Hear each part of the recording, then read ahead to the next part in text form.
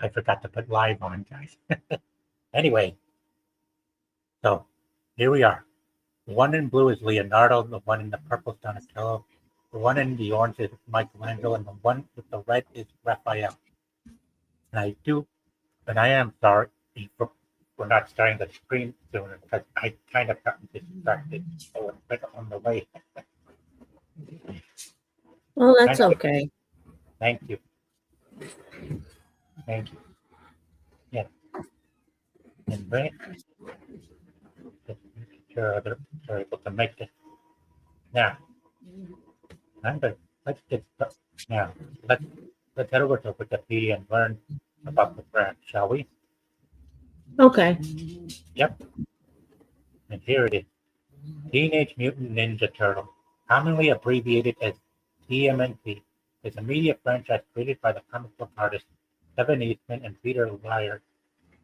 It follows Leonardo, Donatello, Raphael, and Michelangelo, four anthropomorphic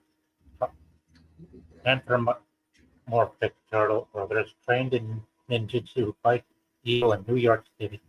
The franchise encompasses printed media, television series, feature films, other video games, and merchandise. The franchise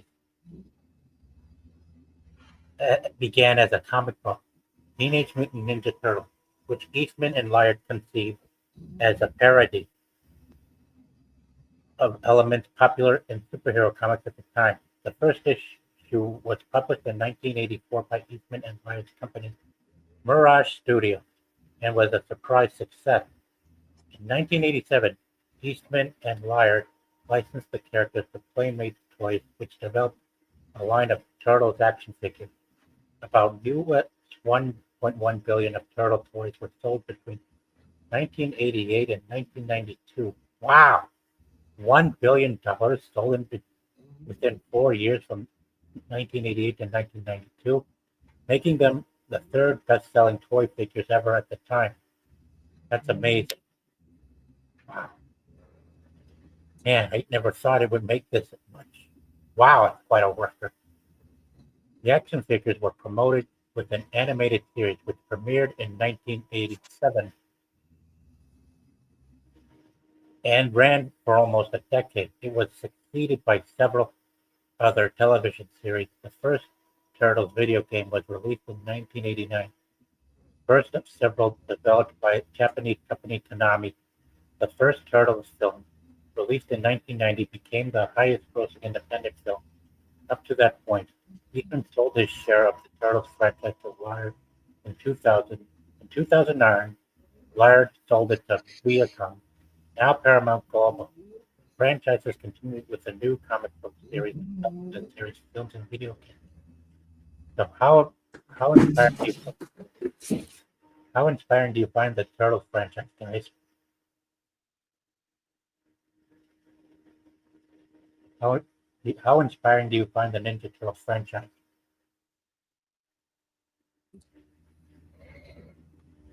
They had a pretty good run, I think. Yeah, they made a lot of money. Oh yeah, definitely a lot. Yeah, I didn't know it started that early. I didn't know it was way back in the 80s. I mean, I just found out about the comic book this afternoon, or the graphic novels. Welcome back, Ross Frank. Hi there. Hi, glad you could come back. Thank you. Can everyone hear me? Yeah. We can, buddy. Okay. So great to have you back. Well, I'm old enough to remember when the Teenage Mutant Ninja Turtles started. I mean, like before there was toys even, or a movie, or any such thing. I remember when they very first started. Yeah. So yeah, they were the biggest thing throughout just about the entire 80s. Yeah, even bigger than Transformers and G.I. Joe. I can tell from how much it sold. Wasn't it they all had red bandanas at the beginning? Yeah, I think so. And they changed it up for the cartoon. Yeah. And how soon was it the cartoon that came? How many years after the comics started?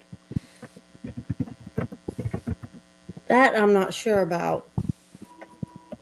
I'm not real sure. Oh wait, look, it says at the bottom 1987 to 1989 toys, animation, and video games. But I can remember the video games too. Yeah, but I don't like what they've done now. Like there's some storylines where they've killed off most of the turtles, and then there's the storyline where uh the girl is now a fat black girl, which that's just odd as hell. Yeah. That's only in the recent movies by uh, Seth Rogen. Yeah, and Yeah. she still has the last name of O'Neill, which makes it that much more odd. Uh-huh. Yep. Cartoon is said to have lasted for 10 seasons. Yeah, that's incredible. Yeah, quite incredible.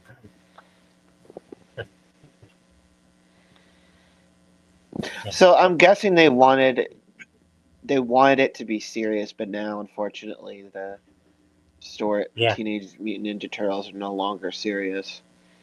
Well, Yeah. if they sell to children and they have to market it to children, they sure made a fortune off of it. Unfortunately, yeah, it lost the seriousness. Yeah. It was I always felt Right. like Rocksteady should have made the Teenage Mutant Ninja Turtles game after they did Arkham. Oh But yeah, they that's should have done. Yeah. like just make it like just kind of like reinvent the Turtles and enter like Yeah. this new age of like making the The Turtles way they dark did again. the Batman game, yeah, that would have been great if they kept a more realistic style and all such to it. Mm-hmm. Yeah. The content covers who I've been rated. Yeah. What you're looking at right here is the cover of Teenage Mutant Ninja Turtles #1, which came out on May 1984. Yeah, 40 years ago. Yeah, 40 years ago. Whose first Which is exposure was the Teenage Mutant Ninja Turtles that came out in the early 2000s? Yep. Yeah, and the turtles weren't alone. They had someone that trained them, known as Splinter, often referred to as Master Splinter or Sensei by his students.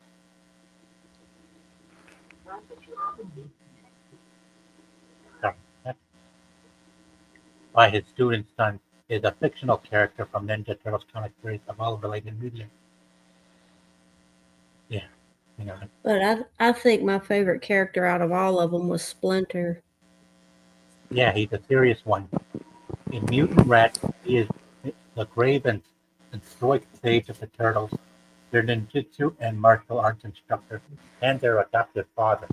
The character was originally a parody of Marvel Comics character Stick.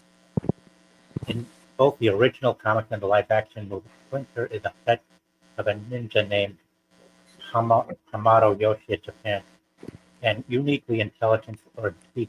Yoshi became emotionally embroiled in a deadly dispute with a fellow ninja by the name of Oroku Nagi, and is eventually murdered in turn by Nagi's brother Oroku Sagi. As revenge for his brother's death, however, in 1990 film and 2003, Nagi was removed entirely. Additionally, in the 1990 film, Splinter escaped from his cage during the murder and attacked Saki. Clawing at his face, Saki in turn sliced his ear off. It's suggested that this mutilation is the reason Saki took the shredder guy to hide his scars. In contrast, in the 2003 TV cartoon, it was Hun's face that Splinter clawed. Yeah, I kind of saw the series to that show as well. Without a home, Splinter is forced to run away and live in New York City due to a traffic accident, 4 baby turtles, and a canister of mutagenic foods are sent down into the sewer. The canister mutates both Splinter and the turtles. It also enhances the former's already sophisticated intellect. Splinter names the four turtles Leonardo, Donatello, Raphael, and Michelangelo, after a book on Renaissance artists that he found in the storm drain, and trains them in martial arts of ninjutsu so that they can avenge his dead master while raising them as his own sons, as well as educating them. In 2003, he possesses a significant reputation as a ninja master. In a multi-part episode, he is revealed to be a champion of Battle Nexus, a multi-dimensional spanning contest where the greatest combatants of various dimensions come together to fight each other for the title of Battle Nexus champion. When the turtles learn of Battle Nexus, they participate as well, resulting in Splinter forfeiting when called upon to fight Michelangelo, as he wishes to allow his sons the opportunity to fight where he succeeded in the past. In the episode, Tempest fuses Splinter and the turtles, who time traveled into the future, are sent back to the present, but the villain, Mura, blasts Splinter with a decompiler ray that scatters his bits all over the internet. While Splinter was not seen much in the Back to the Sewer season, the focus of those episodes is on Turtle's effort to find Splinter's data bits traveling all over cyberspace. Splinter, during the final episode, and helps defeat the Cyber Shredder in Teenage Mutant Ninja Turtles Mayhem. Much like the 2014 movie, he is not Mamoto Yoda, nor is he connected to him in any way. Like Mirage Comics, he is exposed to the mutagen in the sewer and not experimenting. He was a street rat that hated humans and went into sewers to get things for food, but instead of food, Splinter found 4 baby turtles that were covered in green ooze. Splinter rescued them, the turtles, and got some of the ooze while transforming them into him and the turtles. After a bad encounter with humans, Splinter decided to learn ninjutsu from online videos and Jackie Chan movies and teach it to his son. Huh. So wait, Oh. that was the Seth Rogen one. Welcome, Kane. Glad you can make it, Kane. All right. How are you doing? Doing great, Kane. Yeah, how are you doing? I'm surviving. Yeah. Okay. All right. So wait, Okay. the Mutant Mayhem one was the one that came out a year or two ago. Yeah, I think so. And that was the one where it was rumored that, like, wasn't it like Splinter had a relationship with some bug thing? Yeah, something like that. Yeah. Stuff like that kind of kept me from watching the movie. Yeah, of course. Okay, so in the newer movie, noise. I mean, the Splinter had a relationship with a bug-like creature. How is that Yeah. genetically possible? Even Well, I think it was a cut scene. I don't know. It was over a year ago. Like I can't remember what.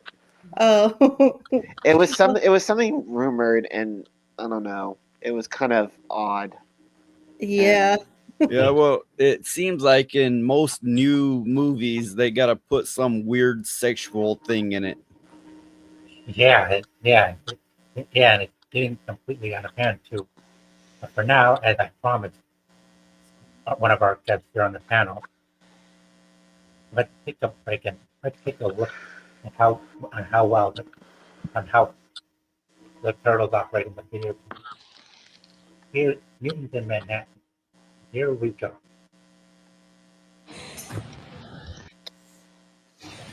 That right there. Evil. Problem?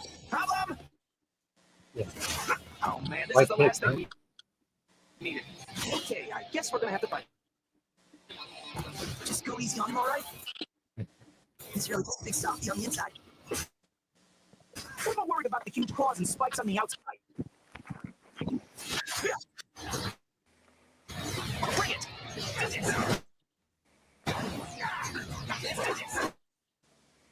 See how they team up against him?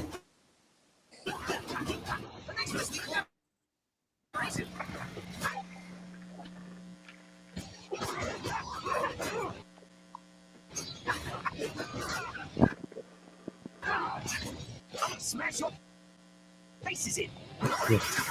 That is a big one.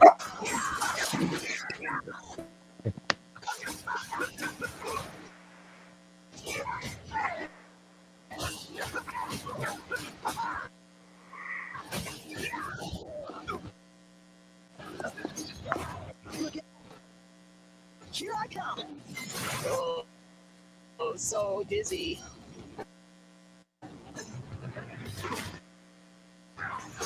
Back to the drawing board. Prepare to face your better. Whoa, that came from. Let's go. Let's go. Pull yourself together. Gracias, bro. Gotcha. It only hurts when I breathe. And move. And blink. Yeah. That's it. I never miss. Bring it. Let's do this. Ah, It hurts when I breathe. hey there. And move. Well, what the heck? Time to bring the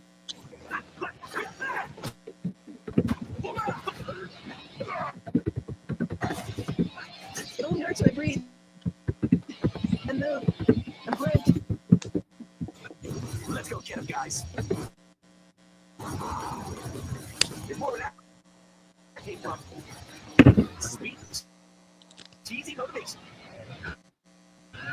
It only hurts when I breathe. And move. And blink.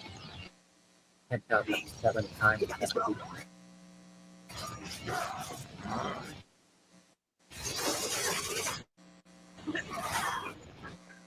Let's go.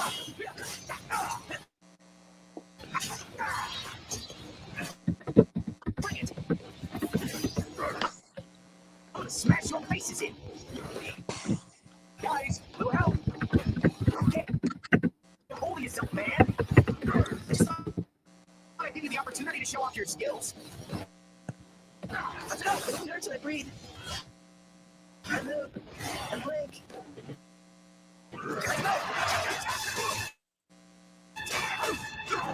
Shout. Shock.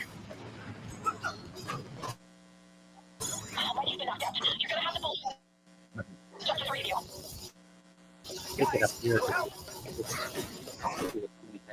Prepare to face your better. I never miss. Let's go.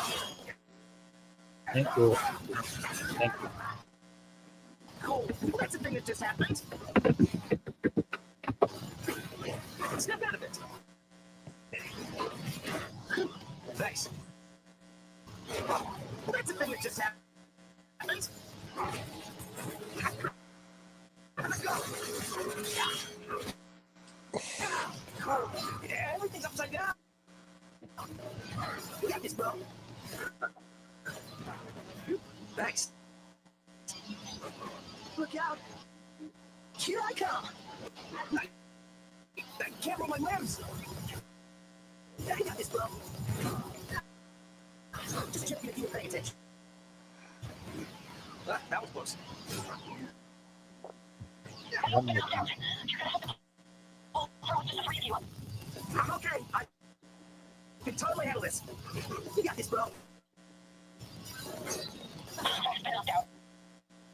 You're down to 2. I did enough for it. Here's Donnie. Yep. I could eat a dozen of these. Ah, that's super difficult. Kind of great. Thanks for the sweet clever. Let's do this. Let's do this. Prepare to face your better. Oh, yeah. I agree. Oh man, brain drain.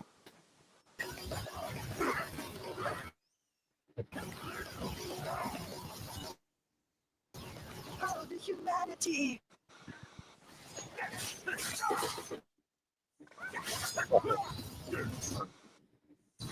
am not in the mood for games. Shell shock.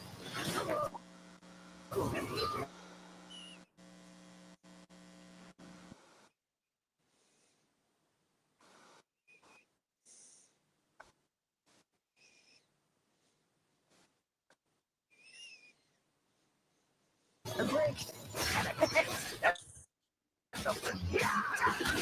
Haha, finally took him down. Open. Whoa! Ah! Welcome, BK. Looks like we got plenty of people watching.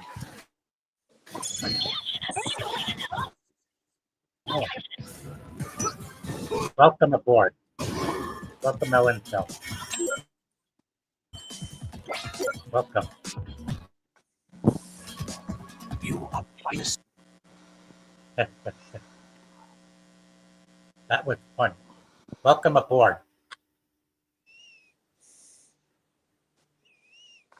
Yeah. Can you hear us in Ellen Cell? Ellen Cell, are you there? Yes, I'm here. Welcome. Glad you could make it. That gameplay was also something I promised you that I present to you tonight. And now, based on all the enemies the turtles have, we all know who their main foe is. Correct? Shredder, or are you Nope. referring? Yeah, Shredder. Yep, the Shredder. I'm gonna bring him up now. Yeah, I always liked the way Shredder looked. I always thought, it was a wicked design. Oh, that was from the movie that I just showed you. Now we're gonna come up to the page to learn about the Shredder, a supervillain and the main antagonist of the Teenage Mutant Ninja Turtles media franchise, created by Kevin Eastman and Peter Laird. The character debuted in the Mirage Studio comic book Teenage Mutant Ninja Turtles #1, May 1984, and has since endured as the archenemy of the Turtles and their masters. Yeah. Shredder is usually depicted as the alter ego of Oroku Saki, the ruthless leader of the criminal ninja organization known as the Foot Clan. In suit of armor equipped with metal blades and Taiko Kage, loosely based on that of a samurai, serves as the Shredder's visual motive. In 2009, IGN ranked Shredder as the 39th greatest comic book villain of all time. The character has been featured in almost every media adaptation of the TMNT franchise, having been portrayed in live-action films by James Saito, Brent Chow, Tohoru Moon, and Brian T. James Avery, Scotty Ray, Kevin Michael Richardson, and Moon Lee are among the actors who have voiced the character in animated films and television shows. Yeah, quite a lot too. Yeah, that is the Shredder for him. Oh, I think we lost someone.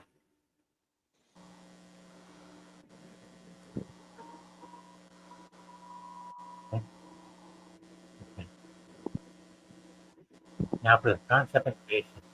Kevin Eastman got the idea for the Shredder's armor from large trapezoid cheese craters, which he envisioned on the villainous character's arm. He then said, "Could you imagine a character with weapons on his arms like this?" Peter Laird suggested the name the Shredder. Although Shredder is often depicted as the main antagonist in most TMNT adaptations, it was never the creator's intention to be the case in his origin and inception in the Mirage comics. In truth, though many TMNT fans who became fans of via the first animated series, the Shredder is a really important part of an ongoing, long-running battle with the Turtles. I don't think Kevin or I ever did. Yes, he was an important part of their history, and they probably would never have come into existence without his involvement in their world, or more accurately, Splinter's world. But that's about it. Other than bringing Shredder back for a return to New York and a few issues preceding that set that arc up. I never met him in any of the other TMNT books I worked on. Peter Life. So what do you think? Any thoughts, guys?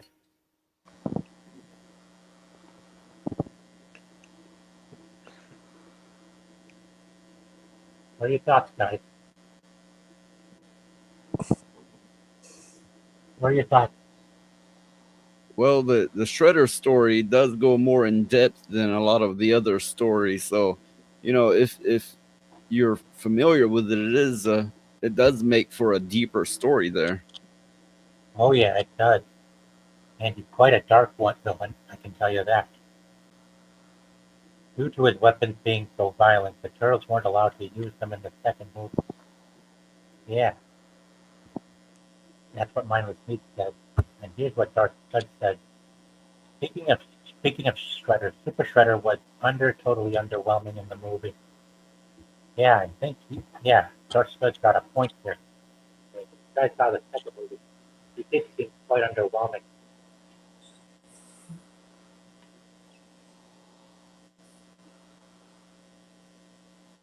Yeah, quite underwhelming. I have to agree. And let's continue on. In the original Mirage comic, Oroku saw he had an elder by the name of Tsusagi, who had been killed by fellow ninja Hamato Yoshi, owner of Splinter, the turtle's mentor, and people from a woman named Tang Shen, resulting in Yoshi fleeing with Chen to the United States. Angered by the death of his elder brother, Saki joined the Foot Clan and trained to be a ninja. He quickly became one of the deadliest warriors and rose up the ranks and was chosen to lead the Foot Clan's American branch. Operating in New York under the name of Shredder, Saki used the opportunity to avenge his brother by killing Yoshi and Shen. Under Saki's leadership, the Foot participated in a variety of criminal activities, including drug smuggling, arms running, and assassination. Yeah, Saki was definitely see in almost every genre.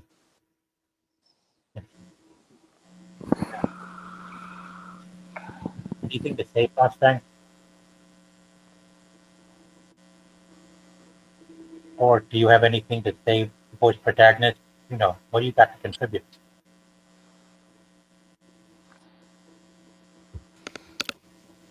I'm just here to learn, man. I'm probably older than most of y'all here, Oh, so I've probably watched it with my kids, and so I've forgotten probably more than I ever knew.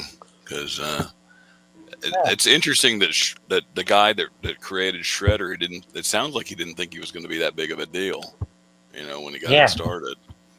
And now he's that's like a the good main point. villain throughout all the series. Yep. Headcraft. Ninja Turtles were awesome in the late 90s. Yeah, got a point there. Okay, but which version did you watch with your kids? Like the original movies or some of the later movies? The ones I watched were there's the Nickelodeon one that was like in the 2012, 2013, around that time. That one. Huh. That was one that we really were watching together. Nice.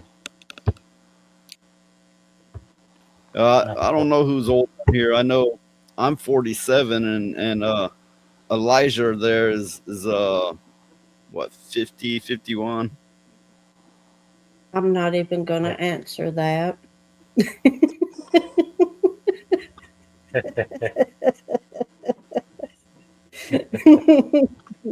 No, I'm 51. Yeah.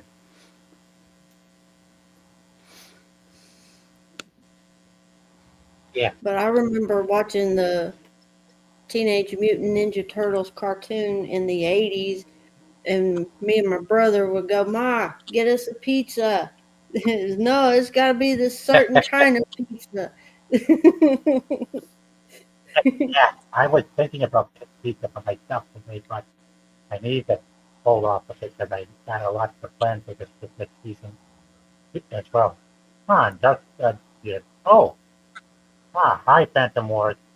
It's been doing good so far. Yeah, we're also open to having others come on doing. But first, let's continue.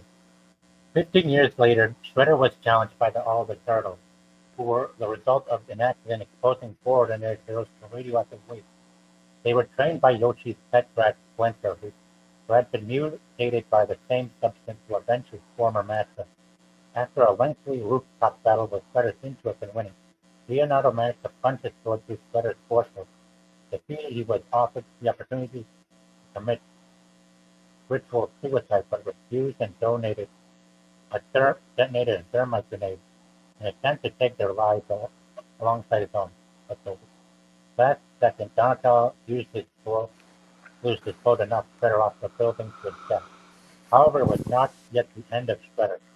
He returned on Christmas Eve, seemingly resurrected with an army of foot ninjas, severely beating Leonardo and burning down the apartment of the Turtles' ally, April O'Neil, forcing them to go into hiding outside the city. A year later, in Return to New York, Turtles returned to settle their score with Shredder.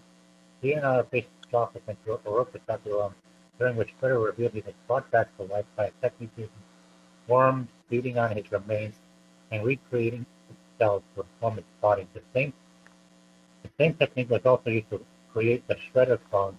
In battle, Leonardo decapitates the villain, finally killing him in the form Turtles burn his body. Sir, at the Hudson River. Wow. Gee, that's so. Yeah.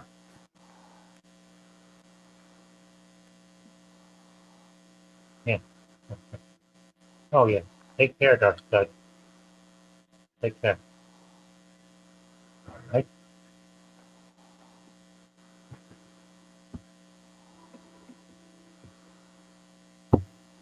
Let's continue. Tales of the TMNT. The second volume of the anthology series, Tales of the TMNT. Forms of Madness. It's shown that a few weeks after the events of their final battle with the Shredder, that yet another resurrection of sorts when a foot mystic reactivated the worm, allowing. However, the foot magic mystic did not resurrect Saki himself, but the worm colony, which had gained sentience and retained Saki's memories, having itself believing itself to be Saki. The worms then went out to find a new body and chose that of a shark. After the foot kidnapped Splinter, the turtles managed to engage Shredder's shark in battle, defeating it by severing its connection to the mystic, at which point the creature realized it was not the real Saki. Shredder Shark returned once more, kidnapping Casey Jones' adopted daughter Shadow to lure the turtles into a trap with turtles away. It was up to Casey and Splinter to defeat and rescue Shadow, finally killing the creature. Wow, man, that's kind of awkward to me, but I'm sure there's more to it than meets the eye. I mean, we all know now. We should also take a moment and look at the supporting cast of the Turtles, shall we? Oh, kind of flawed. Let's go. Here we are. That's April O'Neil, a fictional character of the Teenage Mutant Ninja Turtles comic. She is the first human ally of the Turtles. April made her first appearance in Mirage comic.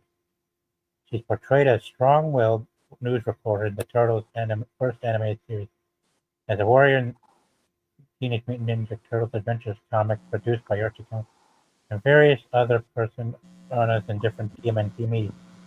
While depicted as a redhead adult woman in the comic series N87 cartoon and 2003 animated series, she is depicted as a teenager in the 2012 and 2018 animated series, and also biracial letter in the 2022 film and the 2023 film Mutant Mayhem. Her love interests have varied, though it's specifically paired with the vigilante Casey Jones.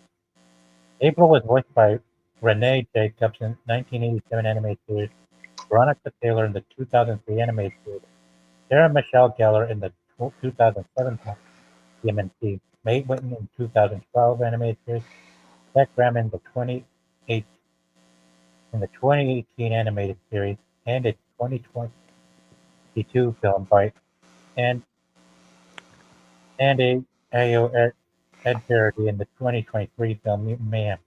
In the film, she had been portrayed by Judith Hogg in 1990, Paige Turco in 1991 and 1993, Mike Megan Fox in 2014 and 2016, and by Milena Wiseman as the younger version of the character in the 2014 film.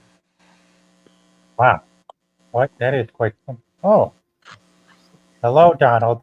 Welcome, welcome back. What's up, Guarantee? What's up, everybody else? Yeah, welcome back to the party of seven this time too. We were just we have just gone through the we are just studying April O'Neil right now. In the original comic storyline of the Teenage Mutant Ninja Turtles, April O'Neil was a skilled computer programmer and assistant to a famous and nefarious scientist, Baxter Stockman. She helped program his mouse serve robots, but after discovering Baxter was using them to burrow into bank vaults, she fled his workshop. Robots chased her sewers first, was saved by three of the turtles. The turtles later successfully fended off the Mauser invasion. After leaving her job with Baxter, April decided to open an antique shop. The shop was subsequently destroyed in a battle between the Turtles and Shredder and the Foot Clan. April and the Turtles retreated to a farmhouse in northern Massachusetts to recover. During this time, she suffered recurring nightmares about the Foot Clan's attack. During the mid-1990s, April became romantically involved with the violent vigilante Casey Jones, and the two of them eventually raised Shadow, the child of Casey's late wife Gabrielle, as their own. In Volume 2, April was attacked by a huge robot controlled by the brain of her former boss, Baxter Stockman, and injected with nanobots. With the help from the old ROMs, the Turtles injected April with Turtle Vision of nanobots to stop Baxter's plan. The intervention saved April before Baxter's nanobots could reach her brainstem and kill her. The attack rendered April sterile. To deal with the emotional constraint, she became female. She became a female version of Nobody, a vigilante crime fighter, until her identity was discovered by Casey. With the help of Ranit, a time traveler who took April back through time, it was revealed that April was really a living drawing brought to life with the help of magic crystal. She was drawn by her father before his biological daughter Robin O'Neill was born.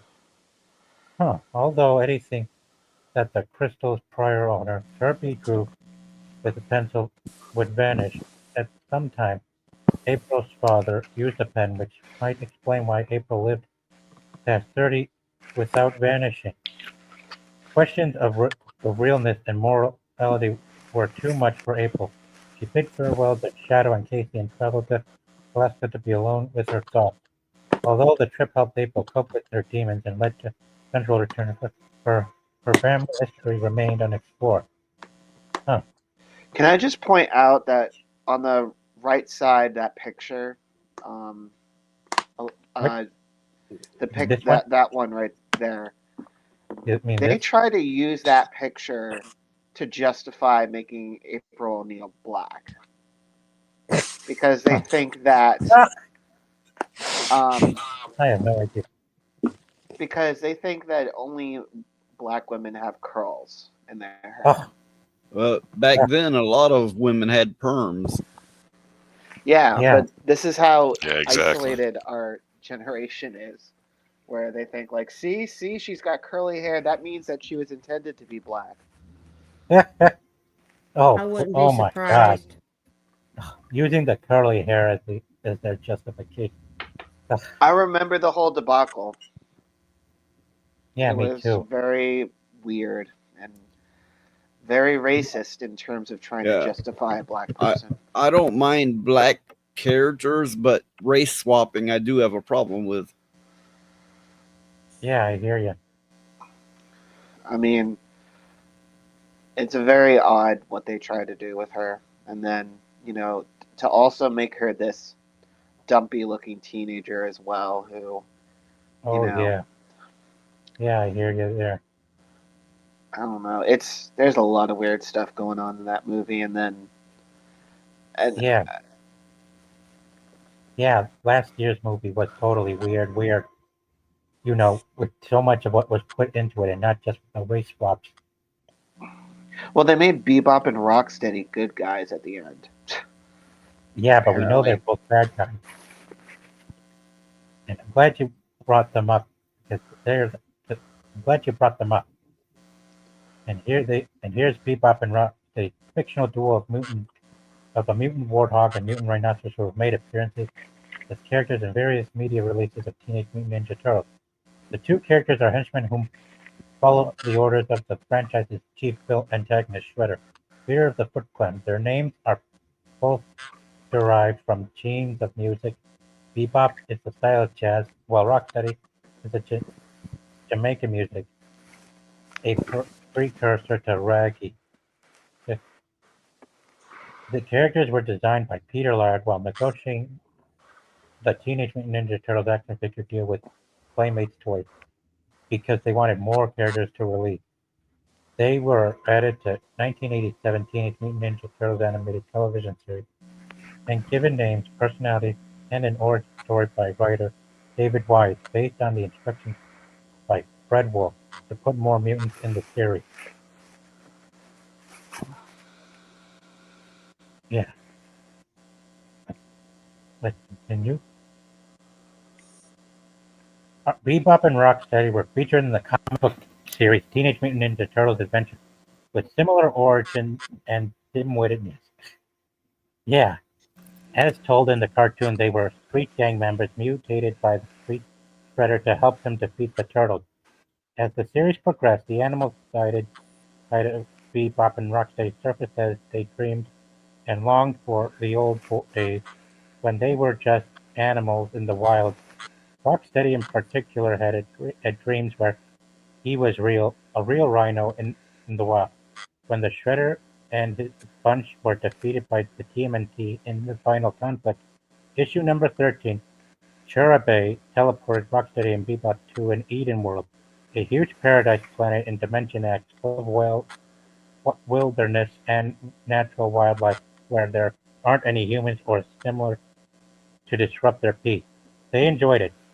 In issues 23 through 25, Krang, who was brainwashed to the toxic waste dump planet Morbus for exiled criminals, befriended the two other criminals, Slash and Belly Bomb. The group stole a spaceship and headed to Earth and happened to stop along the way at the same Eden world that Bebop and Rocksteady inhabited. Being bored of paradise, Rocksteady and Bebop joined them on the trip back to Earth. However, rather than battle the turtles, the pair left Frank and the villain to fight the turtles and wandered the streets of New York City on their own. They robbed a clothing store to get clothes similar to their original attire, and a gun store for some guns. They then went to the zoo and blasted all the cages, setting all the animals free. Just as the turtles managed to defeat Krang, who had taken over Shredder's body, Rocksteady and Bebop arrived with guns and all Zoom animals, intending to take them back to the same Eden world. The turtles surrendered and let Bebop and Rocksteady escape in spaceship with the animals. Leonardo asked them to take the defeated Krang and Bellybomb with them back to Dimension X. Flash had already left the scene and was wandering the city. Bebop and Rocksteady did as asked and bid the turtles farewell. The final panel of 25 shows the two mutants removing their clothes and going back to their simple life in the wilds of Eden World. Bebop and Rocksteady maintained their abilities they demonstrated in the cartoons, including their superhuman strength. After the initial miniseries, the duo seemed to have become even less intelligent than their cartoon versions. Yeah, that's quite something. Last Turtles thing I watched was the 2006-ish CGI movie. I remember thinking it was better than I expected. Yeah, some people have their own interest in each of the films in the movies. Nope, that's a lie. I played a game that released a few years ago. It was pretty good. Huh, yeah, I bet you it was. Yeah, yeah, different iterations of these guys here, going back from '87 into the 2010s and onward. They were even in the 2016 movie Out of the Shadows. Now, let's head back to the supporting characters and check out Casey Jones. You all know who Casey Jones is, right, guys? He's the hockey player in it. Yep, he's a hockey player. Yeah, Arnold Oh, Bernard, yeah. Burnett. Yeah, Arnold Burnett Casey Jones, who appears in the TMNT media, created by the you know who Kevin Eastman and Peter Laird. He first appeared in the one shot brought by a Teenage Mutant Ninja Turtle, 1985 of April. Like the Turtles, Casey is Jones is a vigilante and was created as a parody of vigilante characters in, that were popular in comics at the time. Casey usually has long dark hair, wears ice hockey mask and cut off biking gloves, and carries his weapons in a golf bag over his shoulder. His weapons include various sports equipment such as baseball bats, ice hockey sticks, golf clubs, cricket bats, and tennis rackets. He became a love interest to April O'Neil in most continuities. The character has been featured in various adaptations and has been portrayed by several actors.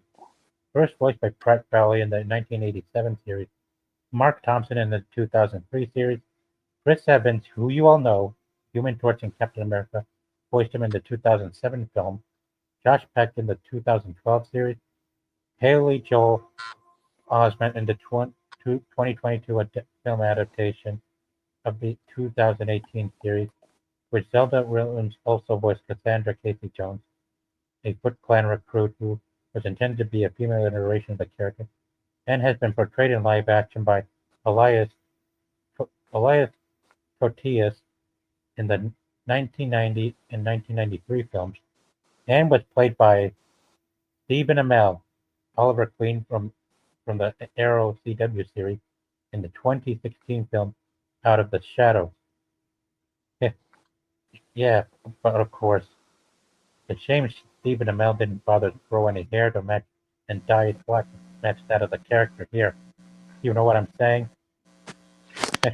All I gotta say is I really thought Stephen Amell was such a stupid pick for um, Casey Jones. It was just because, hey, Arrow's popular, let's put him in it. Yeah, and they filmed the scenes over in Buffalo, which is west from the town I live in. In the original Mirage series, Casey first appeared. Yeah, we already know where he appeared in.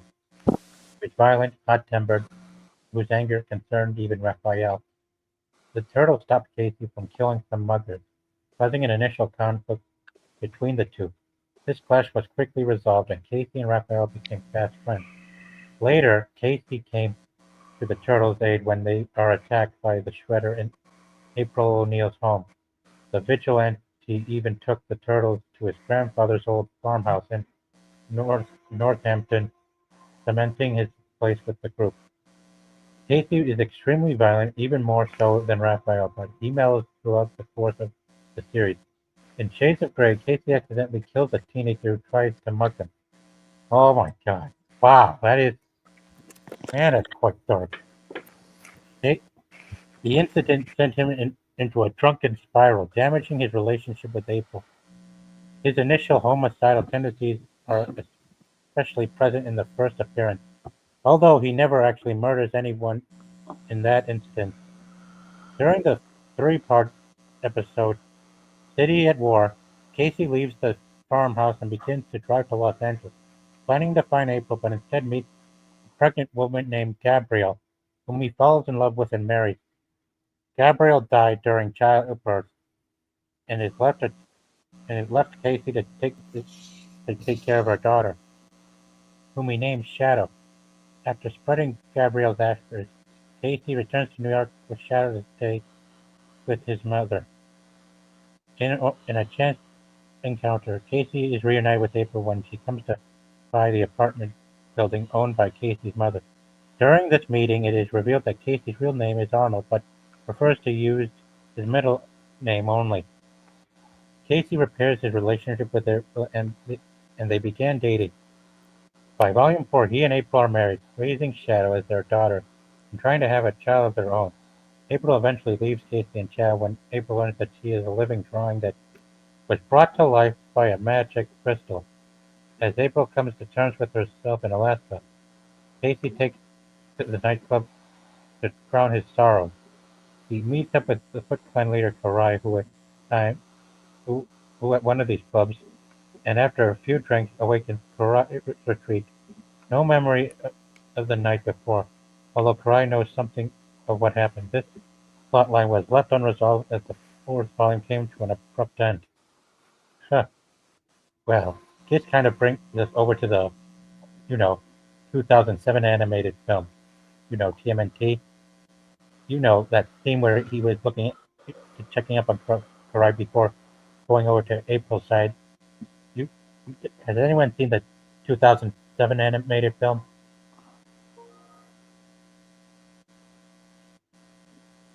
Has anyone seen the 2007 animated film?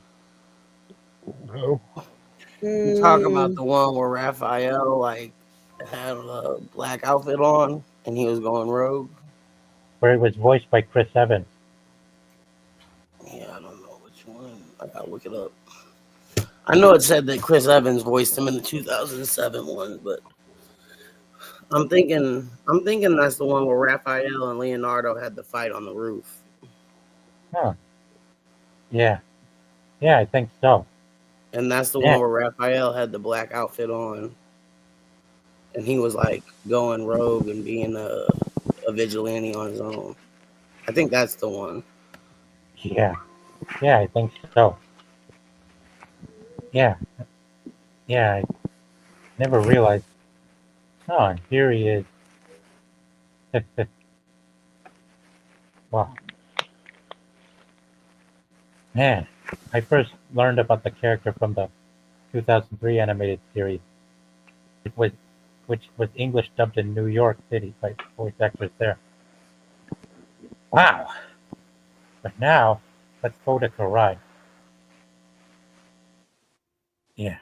Here now we're going to Karai, a fictional supporting character appearing in the comic.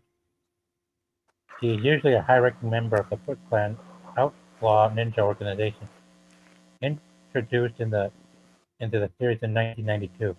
Since then, she appeared in several different comics of the franchise, television series, films, and video games.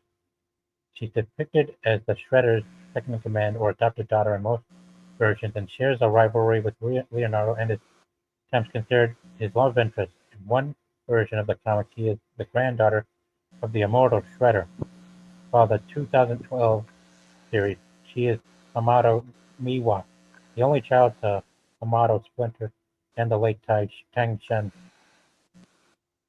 The character was created by the plotter Kevin Eastman, plotter writer Peter Lillard, and writer artist Jim Lawson, first appearing in cameos as the Unknown Woman in Mirage Studios' Teenage Mutant Ninja Turtles number 53, which was released in 1992 of November, and number 54 of December 1992.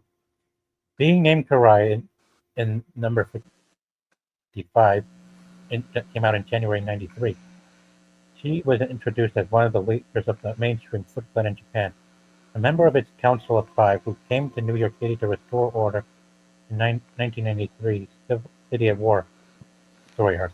Ever since Leonardo killed the Shredder, the Foot Clan faction in New York City was in chaos, with different groups warring with one another for ultimate control, save for Shredder's elite, who have been carrying out seemingly motiveless attacks on the other faction. Shortly after arriving in New York, Karai captures Leonardo and offers the Eternal a deal. If the Turtles destroy the elite, he will offer them a truce with the Foot Clan. After debate, the Turtles finally agree to seek Karai's assistance in dealing with the elite.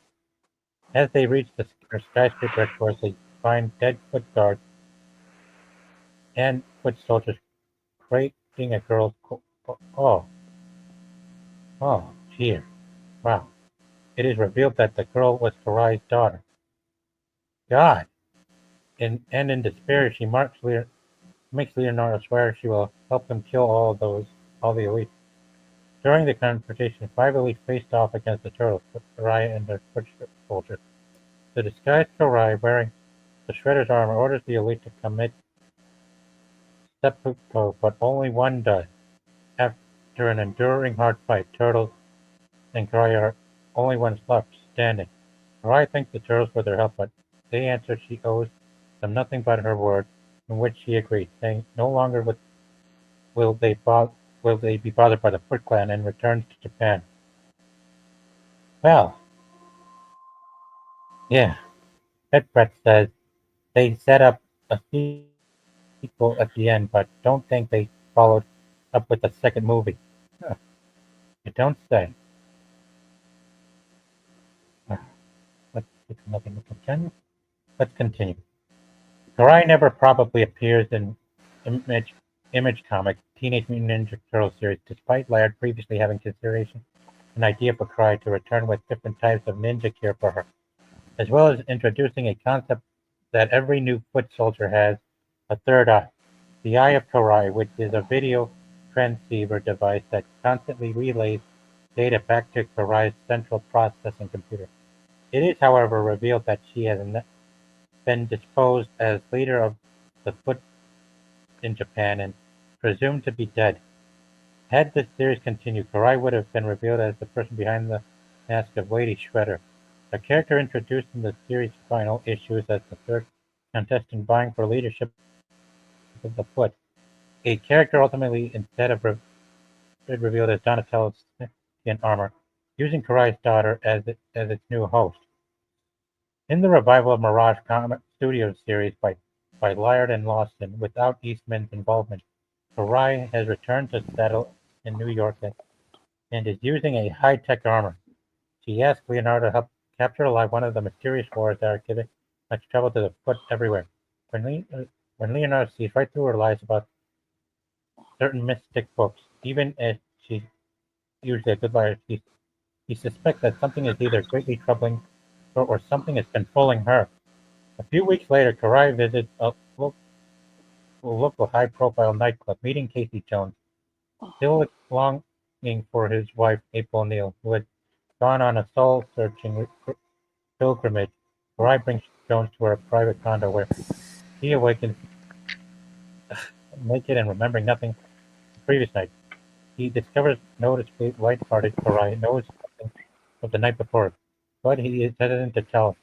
According to Laird, whom shared issues with the comic outline online. What's happening with Mike and with Karai and Casey will have significant consequences, and I can say no more than that. Laird also noted it's possible that at some point we may know more about Karai's origin and her daughter. I'm not sure exactly how old Karai is, but it might just be that her daughter was adopted. In general, I consider the time span between Volume 2 and Volume 4 to be about 15 years. Karai also appears in at least 3 standalone stories in non-canon series Tales of the Teenage Mutant Ninja Turtles, including the stories of her youth and possible future, as well as the comic book adaptation of the 2007 animated film. According to Complex, since her comic book debut, Karai had become an extremely popular character, serving as the sometimes villain, sometimes uneasy ally of our fearsome foursome. Wow, man, that was quite a lot. And well, there's still some more to. And I gotta say, she still lives up to her recognition as we tell. Yeah, wow. Now there are more characters to explore in the Turtles franchise.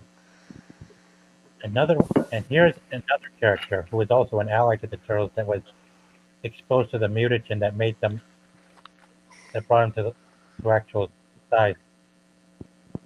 This is Leatherhead. As you all know, he was introduced in the Tales of the Teenage Mutant Ninja Turtles #6 of August 1988, created by Ryan Brown. He's depicted as a mutated humanoid alligator. He was voiced by Jim Cummings and Peter Renaday in the 1987 series, Frederick B. Owens and Gary K. Lewis in the 2003 series, Peter Lorre in the 2012 series, and oh my God, Rose Byrne in the 2023 film Mutant Mayhem from last year. You know what I mean, right, Ross Bang? You know, from last year of what they did to Leatherhead. Yeah, they gender swapped the characters.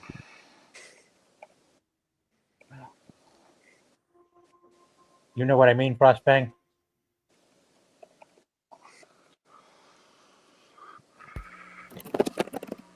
I hate it when they gender swap characters like that. You know, it makes a mess of the whole damn thing. Yeah, I know it does. Yeah, it irritates me too, especially when it comes to what we haven't seen yet in live action films. Originally, Leatherhead was nothing more than a infinite alligator that had escaped a robbery at a pet store and found his way into the sewers. While in the sewers, Leatherhead was found by a pair of TCRI Utrums who decided to bring the creature to their headquarters. During his stay with Utrums, Leatherhead was exposed to mutagen, which caused him to mutate into a humanoid and intelligent being. Leaving with the Utrums, Leatherhead ended up being separated from his family when the TCRI building self-destructed. The now homeless Leatherhead was forced to live in the sewers where he was continually attacked by a big game hunter called Jack Marlin. During one attack by the hunter, Leatherhead met the turtles, aiding Leatherhead in defeating the hunter. The turtles decided to allow Leatherhead to live in their old home. Eventually, the four turtles encountered an eye patch wearing Leatherhead in the sewers, fearing that Leatherhead would kill them. The ninjas tried to get on Leatherhead's good side by promising him and aiding him in creating his transmit device. Accepting the help, Leatherhead and the ninjas set to work on creating a transmat, only to be interrupted by the turtles. Huh. After a brief skirmish, the turtles learned that the foot ninja were actually helping Leatherhead. Embarrassed by the accident, the turtles decided to mute alligator. Eventually, the transmit device was complete, so Leatherhead could finally reach Utrom homeworld. Unfortunately, instead of teleporting Leatherhead, the device simply blew up in his face. The failure was too much for Leatherhead to handle, and in a fit of rage, Leatherhead killed the two-foot assistant and vowed revenge on the turtles he blamed for wrecking his attempt to get home. Bah! Leatherhead later resurfaced in Volume 4, makes an appearance at Master Splinter's funeral. He was then seen wrestling a mutated Raphael in the sewers before swimming off. It is unknown what his current relationship with the turtles is, but Raphael commented that he hopes that he did not hurt Leatherhead would make it seem as if they were at least on good terms. Ah! Hi, Cyfax. Thanks for stopping by. Yeah, yeah. Let's see. Hop on board, Cyfax, if you're feel free to hop on board, Cyfax, in case you're not so busy. Now, let's continue. He also appeared in 2 issues: Tales of the of the Teenage Mutant Ninja Turtles Volume 2. In issue number 8, a mentally unstable and delusioned Leatherhead discovered by Raphael to be building another transmit device. Leatherhead seems to harbor an insane grudge against Donatello and nearly kills Raphael when he mistakes him for Donatello. All 4 TMNT wear red bandanas in the original anime appearance. Once the transmit device is finished, it suddenly kicks into operation and causes three U-Trumps to appear.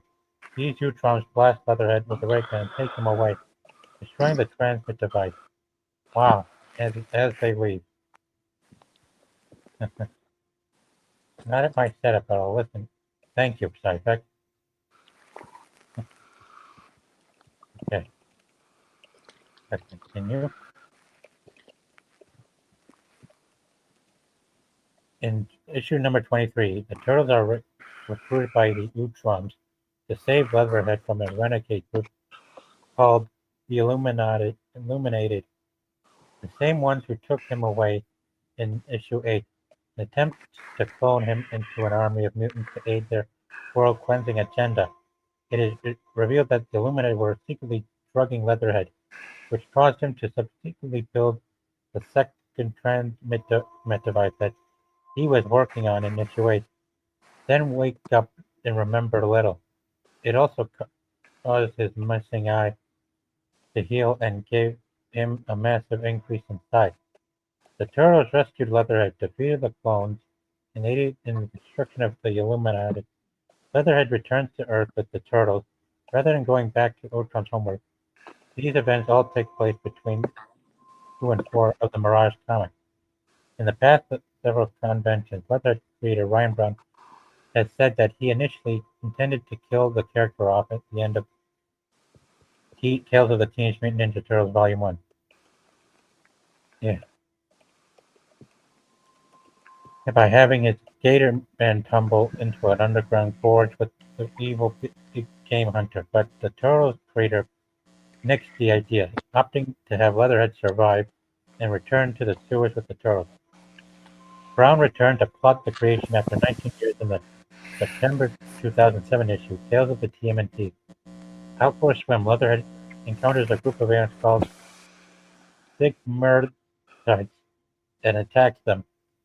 The Alligator Man's U-Trum guardian, Dr. X, aka Venus, the U-Trum, also appears in the issues. Wow. Man, it's something.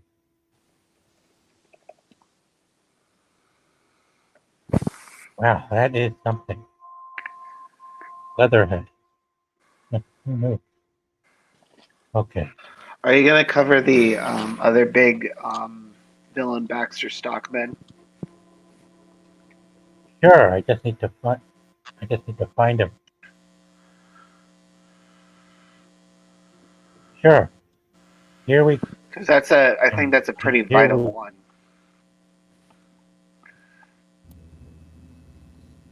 Of course. Yeah, that character was memorable. Yeah, he was memorable. Yep, Baxter Stockman. Was he like a tech guy? Yeah, Wait, Yeah, he was- did they race swap him as well? well, I think, Yeah, he was originally white. yeah, like that. You mean like They would this? have probably made the turtles black if they weren't green. Yeah. Yeah, I hear you there. And again, I have no problem with black characters, but I do have a problem with race swapping and gender swapping. Yeah, but the race swap. Yeah, but they very much cemented the race swapping back when they did it when they did the series in 2003. And since then they kept him this way, you know. In the they kept him black since 2003. It's because they're scared of whitewashing. Because a lot of stuff's been getting done for that lately. Having an all-white cast and just knowing everyone else. But Yeah, and this is Stockman when he was Stockman Fly from the original animated series. wasn't he voiced by a black man though in the original series? Huh. Guess we'll find out. Pat Frawley. The Name ring a bell, guys? Yeah, Pat Fry. Yeah, and yeah, Tuckman's been kept. Oh, he's been kept black since the 2003 series. And here, right here, he was portrayed in the 2016 movie by your one and only Tyler Perry. Oh my god. Oh, Yeah, I okay. know. Yeah, the Yeah. commonly round. Yeah, I he helped to. You know what's funny is that I watched a episode of the Boondocks recently that featured them making fun of Tyler Perry movies, and now I'm having a hard time unseeing that. Yeah. He dressed up as Big Mama from Big Mama's house. Yeah. Oh yeah. Yeah, I remember that. So now it's very hard to it's really hard to unsee that after watching that episode. Mhm. Good actor though, but still it's hard to unsee. Yeah. Yeah, but he's not the only disappointment from that an actor that's been cast in that movie. The other one was the person that Michael Bay had replaced from the first movie. And Oh, recognize? well, I mean, I think it's mostly due to the fact that they changed directors between the first and the second. I mean, the first movie they went with more. Yeah, the More first actual. movie they went with a more like mechanical, shredder, and then the second movie they went with a more traditional shredder. Is there a shredder Yeah. that turned into a dragon? Turn into a dragon? That's never heard of that. It's like a really Yeah. old version from like ancient times. Like this version of Shredder seemed a bit overkill because It's not. he had. It's not him because he was dead at this point. Oh. Was it the comics? No, it's a, this one one this was a mech. it was one of the cartoon Hang series. on. Oh, I wait, can't what were remember you what year it was. saying?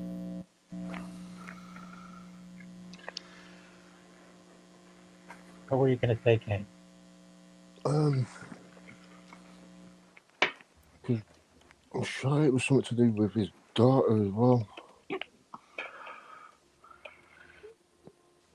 Everyone turned up to help the turtles fight. Yeah. Yeah, but you gotta admit, Toru Masamu, who plays the Shredder in this movie, he knew how to bring action to life, even if it was in a mechanical shoot. At least he put up quite a performance. I'm sure Michael Bay had his reasons for having Shredder go in a mech suit rather than his traditional, as we saw Brian T. Reinterpretate. Yeah, let me put that up. Oh, it's a different shredder. It's the Ultron? Utrom shredder.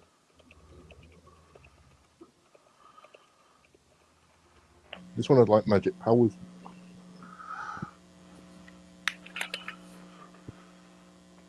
Oh, yeah, this I is the thought I'd character from seen it 20. because I was watching the video on it a couple of months ago. Okay. But try not to. Oh, yeah, sure.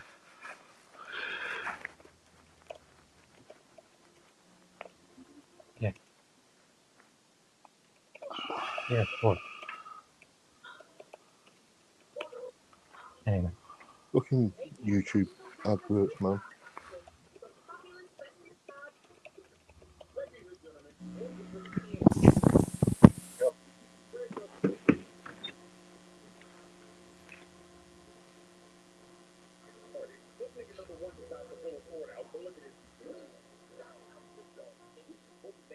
Okay. Yeah. Okay. what I'm looking for.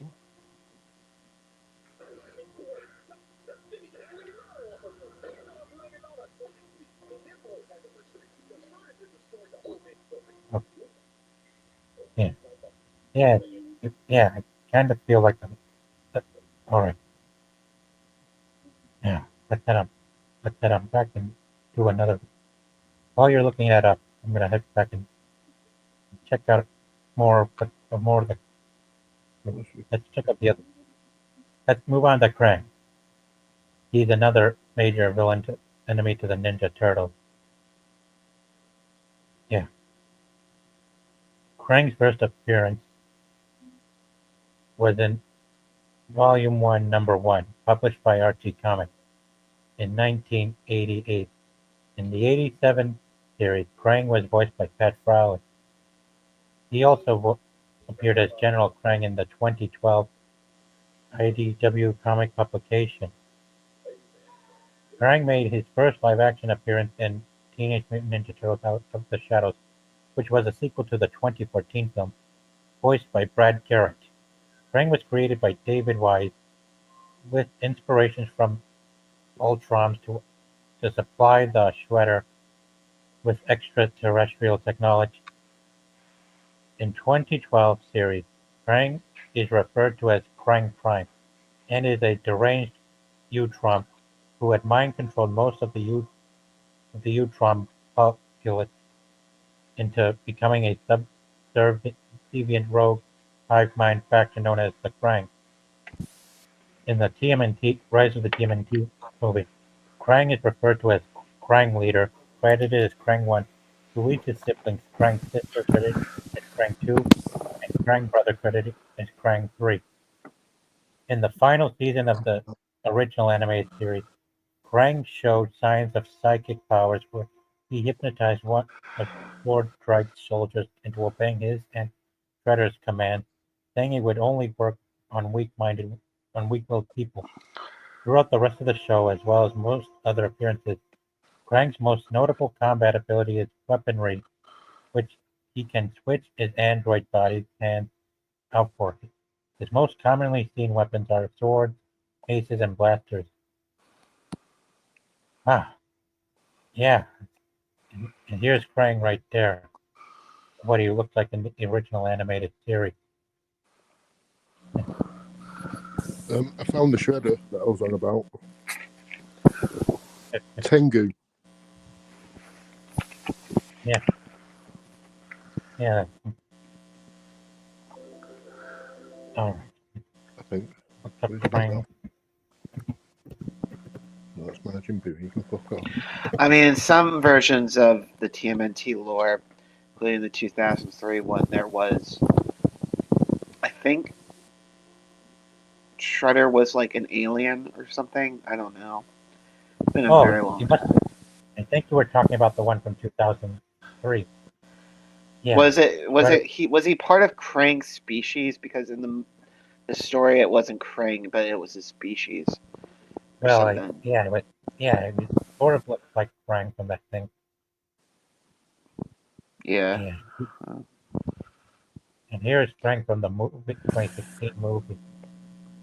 See, the funny thing is that for the first movie they kind of try to go serious, even though, like, the thing I hated about the 2014 one was the fact that they made the turtles way too big because they're supposed to be ninjas, but they move around like, clomping around because they're so heavy and they're so large, like the size of NBA players in that movie.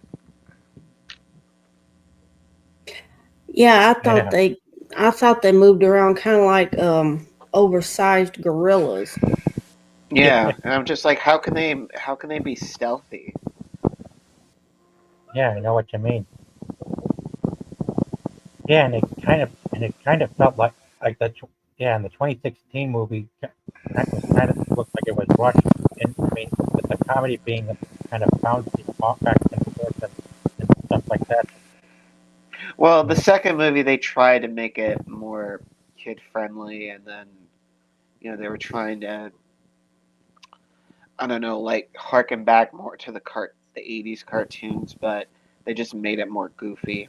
And I Yeah. really did not like the character designs for Rocksteady and Bebop. They looked way too, goofy. Yeah, I know. Was And I can't Krang even in the tell. original movies? Krang was in Oh, the second movie. Secret of the Ooze. yeah. No. He was in the second Michael Bay movie. All right. Yeah, 2016. Yeah, from 2016. Yeah. I was just wondering, was he in the original ones? No, they probably did No. not have the budget to do that. Yeah. Yeah. This is Krang from the 2016 movie Hmm. where he was fighting the turtles on a revolving pillar up in the up in the roof up in the skylines of New York City. I mean, look at that stuff. I mean, lots of CGI and stuff. And here he is right here from the original animated series.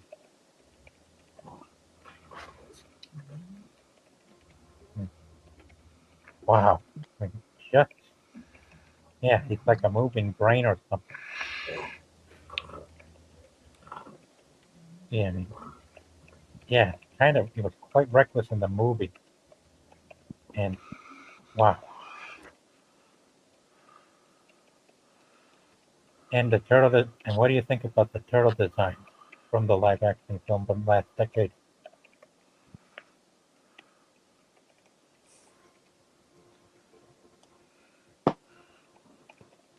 It's like a baby camera. Yeah, it could be. Yeah, it does look like they tried to make them too big, and then they did the weird things with their faces, which I'm not sure if I like that or dislike it, but it does come off as weird. Weren't they trying to make the Yeah, faces a bit more emotive? And it just yeah, didn't work. yeah, yeah, it was kind of weird. Yeah. Yeah, I mean, to me, Anyways, it looks very out of proportion. yeah, yeah, they couldn't, yeah, quite out of proportion. Anyway, there's just one more character to do. We should we should look over before we call it a night. And that would be Brett. He was from the original animated series too, guys. I had his Born and figure raised, when I was a kid. yeah, Rat King. Yep. Born and raised in Boston and later migrated to New York, the Rat King remains one of the more enigmatic characters in the Teenage Mutant Ninja Turtles franchise, with various depicting him either as a villain, a neutral character, or an ally to the titular team. The Rat King has apparent telepathic influence over rats. In the Mirage Studio comics of the Turtles franchise, he makes his first appearance in Tales of the Teenage Mutant Ninja Turtles #4 as the story's main antagonist. After residing in a swamp for several months, the Rat King, who remains unnamed until the end of the issue, decides to venture into a nearby abandoned industrial park and uses it as shelter against the oncoming winter. There, the Rat King happens upon the Ninja Turtles and their friend Casey Jones, who had come to the industrial park to train. Believing the turtles and Casey to be other monsters who wish to take his territory, Rat King proceeds to stalk them throughout this park, and even capturing Michelangelo and leaving him to be devoured by rats. Michelangelo later escapes. Rat King is eventually defeated by Leonardo, who, in a duel with Rat King, flings several shurikens at him, which knock him off balance, sending him plummeting into a silo. Rat King would later return in the Mirage Comics final arc, where his corpse communicates with Splinter. Wow, Rat King.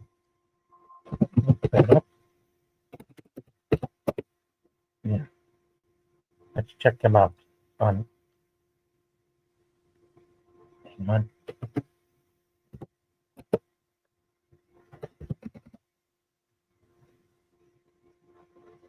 And here he is.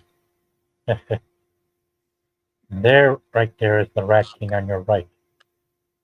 I mean, Look at him. Oh, strange. Frostfang. Are you there, Frostfang? I think he lost connection. He said he had to go. If you check the private chat. Oh. Oh, cool. Yeah. Yeah, he seemed to be getting ready to hop onto other live streams and their chats. Yeah. I'm gonna have to also get the replay to our Dual League live stream tonight too. But anyway, this is what Rat King looked like in the original animated series. And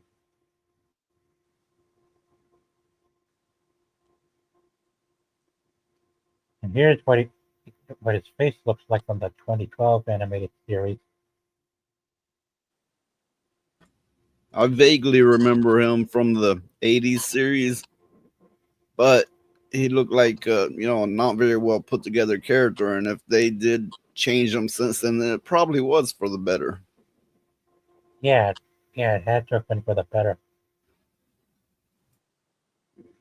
Yeah. And this, yeah. We haven't even seen him in live action format yet, as well as Leatherhead. But, oh, yeah. Yeah. I mean, he looks kind of a lot like Scarecrow with that uniform and stuff. Kind of like a Grim Reaper or something. Yeah, Grim Reaper.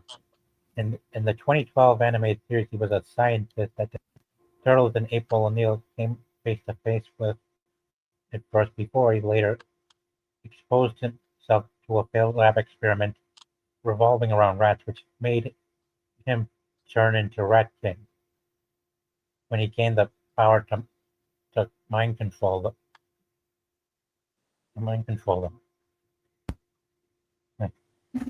Well, in that Yeah. picture, he kind of looked like the cross between a Grim Reaper and a Plague Doctor. Yeah, it's a good point you made right there, Azure. Yeah, that's a good point. Yeah, I can tell.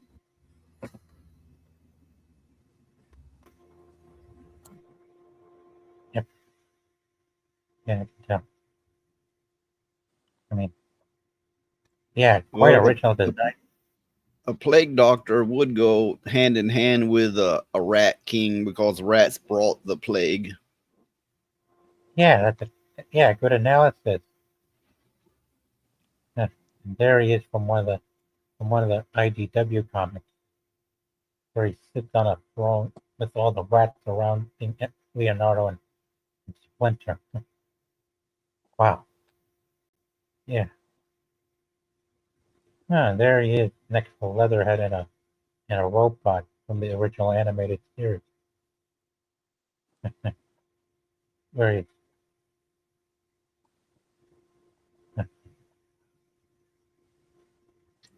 And there he is. I would think it would be neat.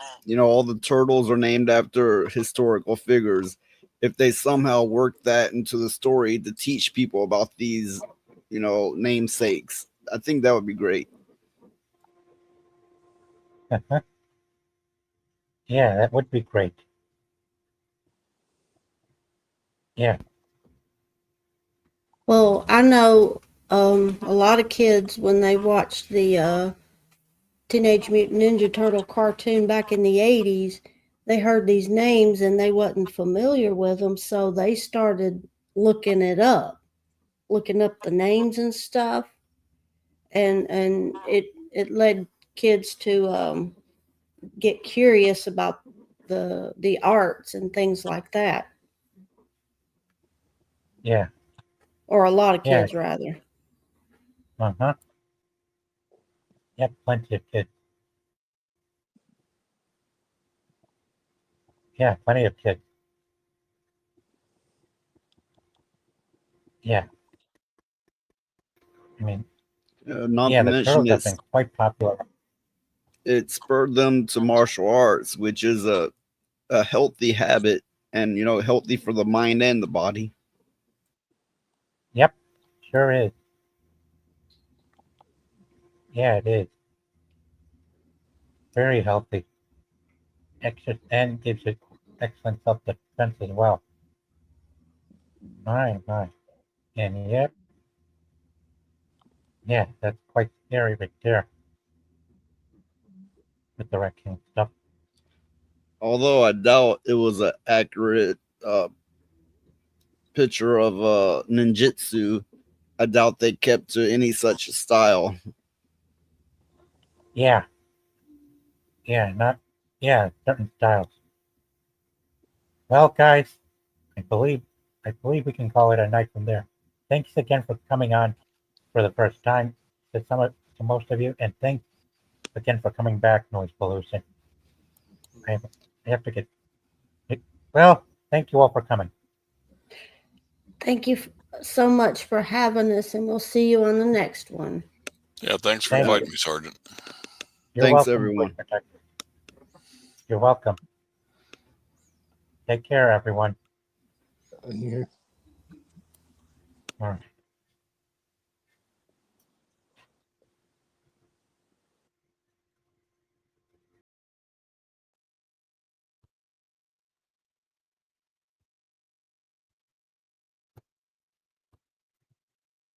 Take care. And good night.